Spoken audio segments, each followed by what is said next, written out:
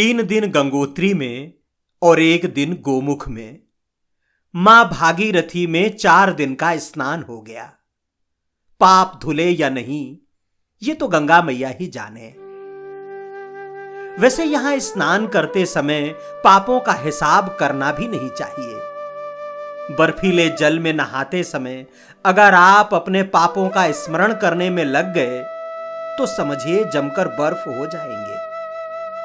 और सच तो यह है कि चाहे गंगा में हो या घर में, अपने पापों का बही खाता देखता कौन है। बड़े से बड़े पापी को भी दूसरे के ही पाप दिखते हैं, अपने नहीं।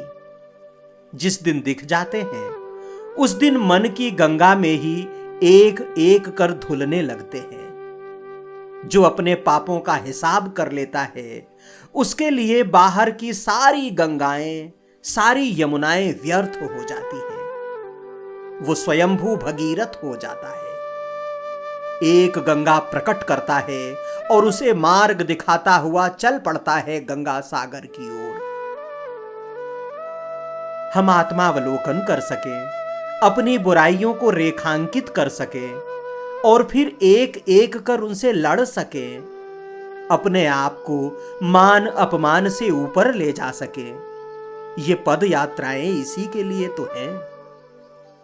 लेकिन घाट घाट घूमने के बाद भी दोषों का शमन होना रह ही जाता है। मान सम्मान की चाह बची रह जाती है। पापों की गठरी सिर पर रखी ही रहती है। वैसे ऐसा हो नहीं सकता कि गंगा माई हमें थोड़ा बहुत न बदले, उनकी शीतलता मन के ताप को शीतल न करे, उनका स्वर हमारे अंदर के हाहाकारी स्वर को शांत न करे। करें न करें ये उनका काम। अपना काम तो स्नान और प्रार्थना का है। जितना बना किया और ऐसा करते रहने की चाह सजोई। सुबह 6:30 बजे उत्तरकाशी के लिए चल पड़े। चलते समय गंगोत्री से लेकर गोमुख तक का एक एक दृश्य आंखों के सामने आ गया। मां भागीरथी का अलग अलग स्वरूप, हिमाच्छादित पर्वत श्रृंखलाएं, पहाड़ी गलियां, भोजपत्र के पेड़, गंगा तुलसी, सब। जाने अब दोबारा इस घाट पर कब आना हो। बढ़े और जल्दी जल्दी बढ़े।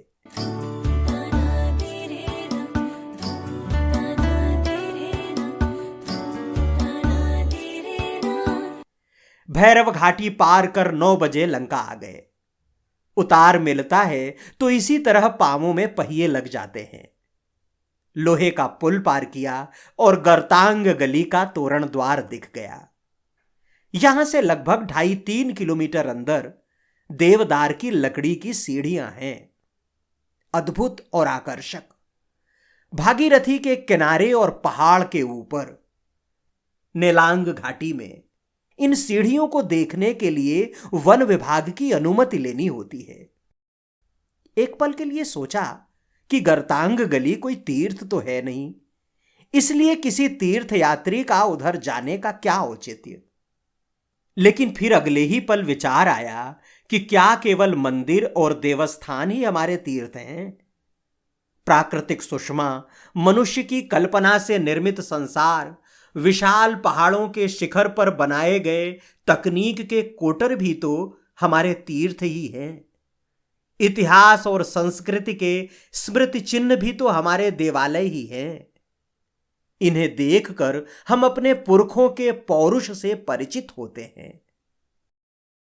वैसे तो गर्तांग गली की लकड़ी की सीढ़ियां देखने के लिए 150 रुपए का शुल्क है, लेकिन वन विभाग के कर्मचारियों ने हमसे कोई शुल्क नहीं लिया।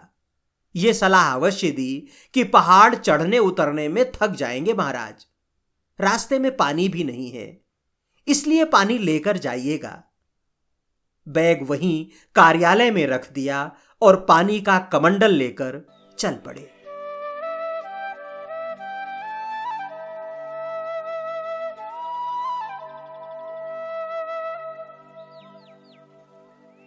इस गली में आगे बढ़े और इतिहास साथ साथ चलने लगा। बीच बीच में वो अपनी आत्मकथा भी सुनाता जाता। पहाड़ों पर चढ़ते उतरते, इतिहास की राम कहानी सुनते पहुंच गए गर्तांग गली की उन सीढ़ियों पर जहां देवदार की लकड़ी का अपार सम्मोहन है, जहां मनुष्य की जीवटता और उसका पराक्रम मंद मंद मुस्कुराता रहता है। इतिहास की आवाज आहिस्ता आहिस्ता सुनाई दे रही थी। जानते हो, इस गली को हमने कई बार बनते बिगड़ते देखा है। भारत तिब्बत के बीच व्यापारिक रिश्तों की गवाह है ये गली। जब ये गली नहीं थी तब तिब्बत के व्यापारी नेलांग घाटी चढ़कर आते जाते थे। रास्ता इतना दुर्गम था कि कई बार वे और सामान ढोने वाले उनके जानवर बीच में ही दम तोड़ देते।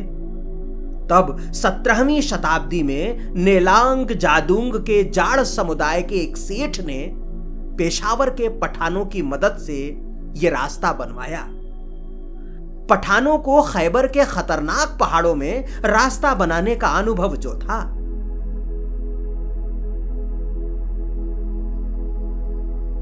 गर्तांग गली बनी और व्यापारियों से आबाद हो गई।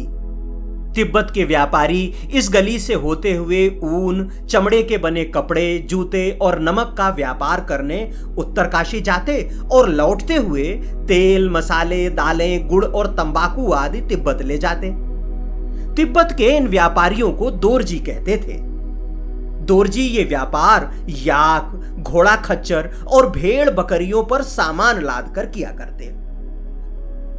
लगभग 11,000 फीट की ऊंचाई पर बने लकड़ी के इस रास्ते की लंबाई उस समय लगभग 500 मीटर और चौड़ाई 1.5 मीटर हुआ करती थी। 1962 में भारत चीन युद्ध के दौरान नेलांग और जादूंग गांवों को खाली करा लिया गया और गर्तांग गली को आम जनता के लिए बंद कर दिया गया। गांवों के लोगों को हरसिल, बगोरी और डुंडा जैसे स्थानों पर बसाया गया। लगभग 10 वर्षों तक भारतीय सेना ने इस गली का इस्तेमाल किया। 1975 में मां भागीरथी के उस पार पक्की सड़क बन गई। तब से भारतीय सेना ने भी इस मार्ग का इस्तेमाल करना बंद कर दिया।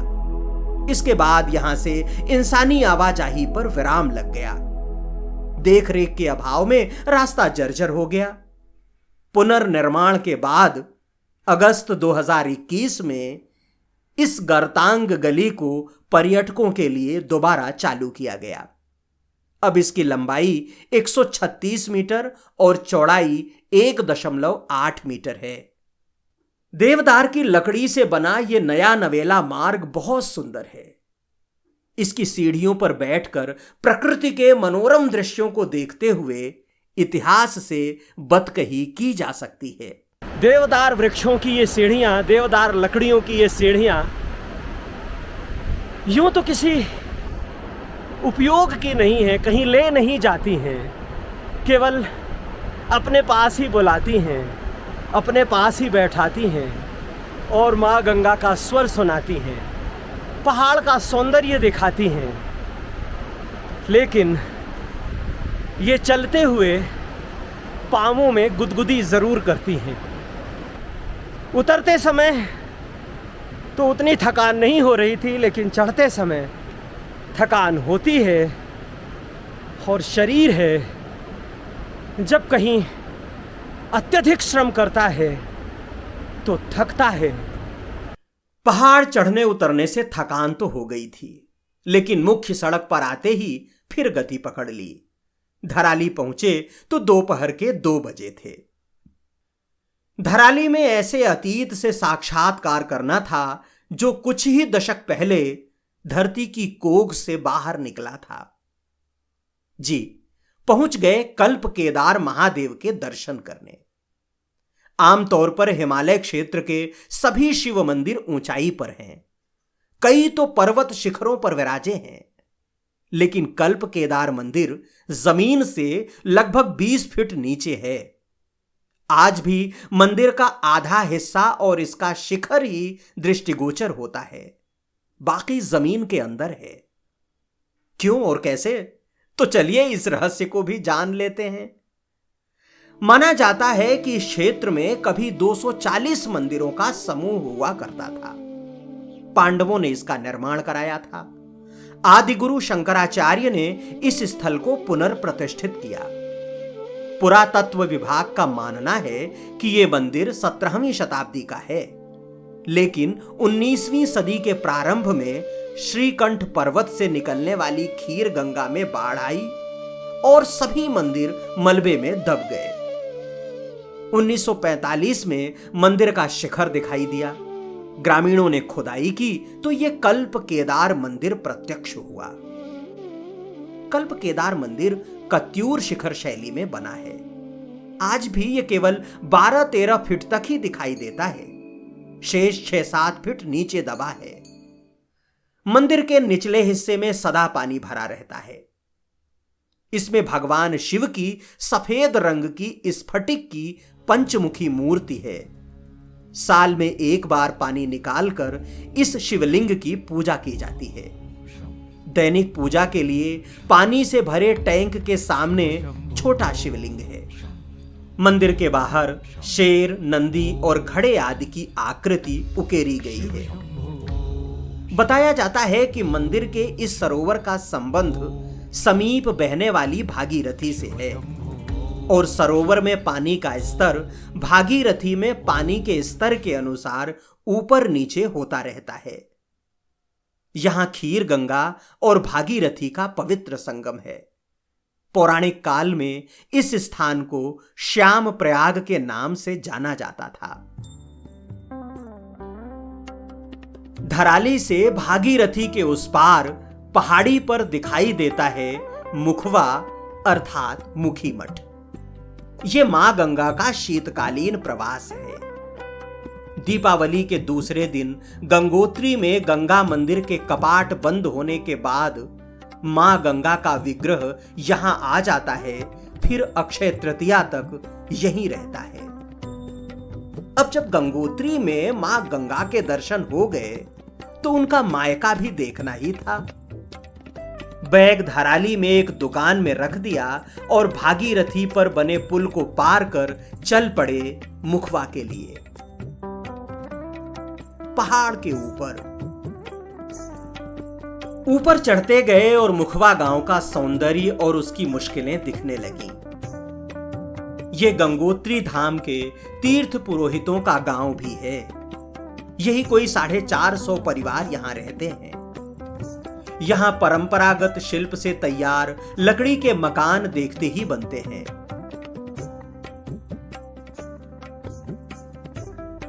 गांव के मध्य में गंगा का शीतकालीन मंदिर है।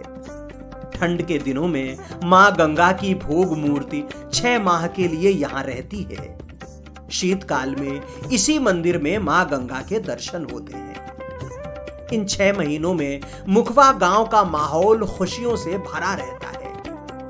कपाट खुलने पर पूरा गांव भव्य विदाई कार्यक्रम के साथ गंगा की भोग मूर्ति लेकर गंगोत्री पहुंचता है। गंगा की डोली के साथ देवकंडा जाता है, जिसमें मां गंगा के आभूषण आदि रहते हैं।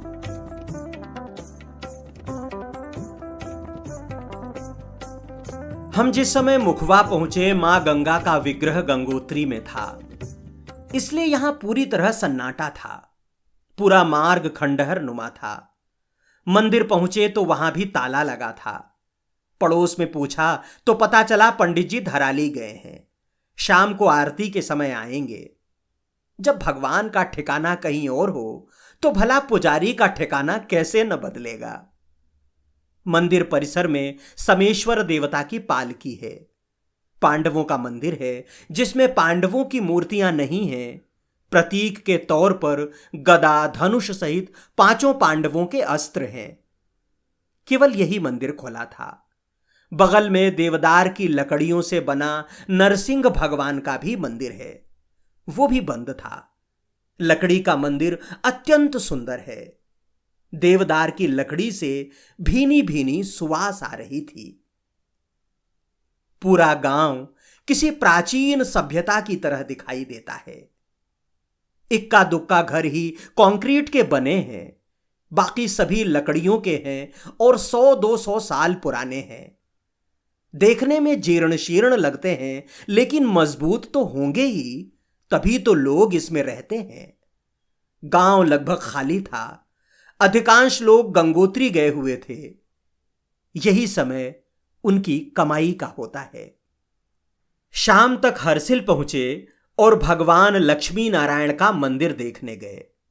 मंदिर अत्यंत प्राचीन है और परिसर अत्यंत सुंदर। यहां हिमाचल से आने वाली विष्णु गंगा, जालंधरी और भागीरथी नदी का संगम होता है। मंदिर में दर्शन कर ही रहे थे कि यहां रहने वाले बंगाली बाबा अर्थात हरोनाथ महाराज मिल गए। बोले, कहां रुके हो? मैंने कहा, अभी तो कहीं नहीं, झाला तक जाएंगे। उन्होंने कहा, यहीं रुक जाओ। सुबह भागीरथी के दाएं तट से पहाड़ के किनारे किनारे चले जाना तो 4 किलोमीटर बच जाएंगे। झाला जाने की बजाय सीधे सूखी टॉप चढ़ जाना। दिन भर में लगभग 30-31 किलोमीटर चल चुके थे, इसलिए शरीर आराम चाह रहा था। प्रस्ताव तत्काल स्वीकार किया। आसन लगाया। फिर बाबा जी से सत्संग होने लगा तो उन्होंने भागीरथी में समाई वो शिला दिखाई जहां विष्णु जी ने तपस्या की थी। वही काली शिला जो श्री हरि अर्थात भगवान विष्णु का आसन थी। उस शिला और श्री हरि की साधना के कारण ही इस गांव का नाम हरसिल पड़ा। एक किस्सा और बताया। उन्होंने कहा कि इस गांव के चारों ओर पहाड़ हैं। पहले इन पर 12 महीने बर्फ जमी रहती थी। बारिश नहीं होती थी। जब गिरती तो बर्फ ही गिरती, हर तरफ शिलाएं ही शिलाएं। इसलिए भी इसका नाम हरसिल पड़ा। आज समूचा हरसिल ही स्वप्न लोक है।